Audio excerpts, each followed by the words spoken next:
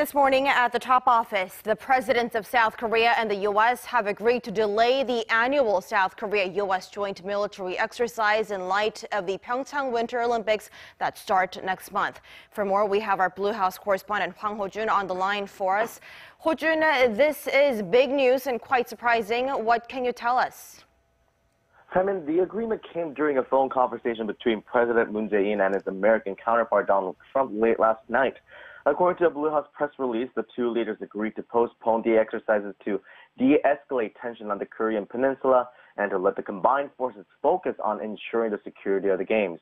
The idea was initially proposed by President Moon, which was revealed during an interview with U.S. broadcaster NBC News last month. Now, President Trump promised he will send a high-level delegation, including members of his own family, to PyeongChang Olympics, and stressed that the U.S. will fully support President Moon in the process of resuming dialogue with North Korea. The phone call came just a day after Seoul and Pyongyang reopened their dialogue channel at the joint security area on the border, which is seen as a preface of the resumption of government-level talks between the two Koreas for the first time since December 2015.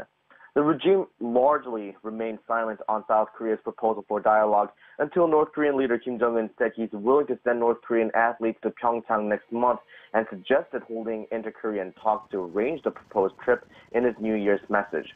Now, it's important to note that this is a tentative agreement, and there's still a long way to go to thaw the relationship between the two countries.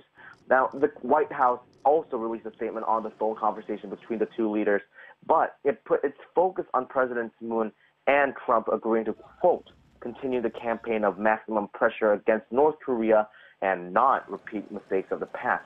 Moreover, U.S. Defense Secretary James Mattis soft-pedaled the delay of the joint exercises.